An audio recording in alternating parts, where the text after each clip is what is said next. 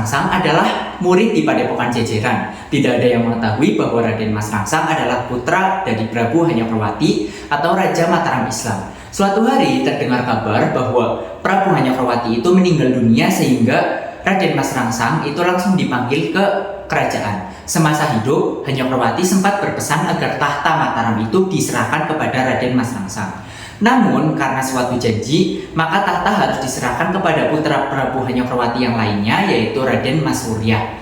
Meskipun hanya 1 hari sebagai simbolis menepati janji, maka Raden Mas Wuryah yang menyandang kebutuhan khusus akhirnya dinobatkan menjadi raja dengan gelar Adipati Martapura. Sehari kemudian, Raden Mas Rangsang harus menggantikan Adipati Mataram sebagai pemimpin Mataram Islam. Mau tidak mau, Raden Mas Rangsang menerima wasiat sang ayah meskipun terpaksa memutuskan hubungan asmara dengan sang kekasih, yaitu Lembayu. Raden Mas Rangsang naik tahta dengan gelar Sultan Agung Hanyangkusumo. Ia adalah sosok raja yang cerdas, gagah, dan berani, serta berusaha melindungi dan menjaga martabat masyarakat Jawa terhadap VOC atau penjajahan Belanda. Kala itu, VOC telah melakukan kerjasama dengan Mataram. Akan tetapi, VOC mengkhianati perjanjian yang membuat Sultan Agung murka. Sultan Agung pun memerintahkan rencana untuk penyerangan ke Batavia, pusat dari pemerintahan VOC itu sendiri. Saya akan membacakan tokoh-tokohnya. Yang pertama ada Raden Mas Rangsang atau Sultan Agung. Beliau merupakan pemimpin cerdas, gagah, dan berani, dan ia bertanggung jawab dalam martabat Jawa dalam penjajahan VOC. Yang kedua ada Lembayung. Lembayung ini merupakan kekasih dari Sultan Agung yang semasa muda beliau sangat lembut dan setia. Yang ketiga ada Ki Jejer. Beliau merupakan guru Sultan Agung yang bijaksana dan penuh nilai luhur. Yang keempat ada Tumenggung Notoprojo. Beliau merupakan pejabat kerajaan setia dan ahli strategi perang yang selalu mendukung Sultan Agung. Selanjutnya ada Kelana. Kelana merupakan pendamping setia Sultan Agung yang sangat tangguh.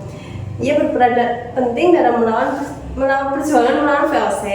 Selanjutnya ada Prabu Hanyakrawati, merupakan ayahanda dari Sultan Agung yang sangat bijaksana. Pesan-pesannya menjadi pedoman Sultan Agung untuk memimpin kerajaannya. Selanjutnya ada Ratu Diah Padawati, merupakan ibunda dari Sultan Agung yang penuh kasih sayang dan mendukung perjuangan putranya untuk menjadi raja yang besar. Dan yang selanjutnya adalah Adipati Martapura atau Raden Mas Wuryah.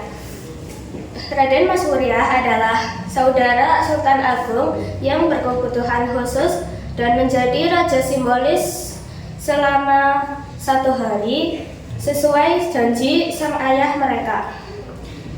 Kemudian ada Ratu Patang, adalah istri dari Sultan Agung yang bijaksana, setia, dan menjadi pendukung moral di tengah tekanan kerajaan.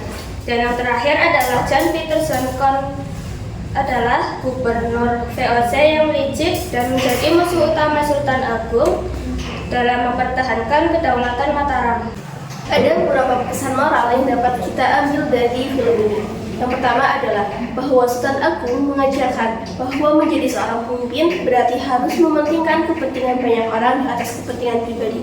Film ini juga mengajarkan tentang pentingnya persatuan dan kesatuan demi menjaga kedaulatan bangsa.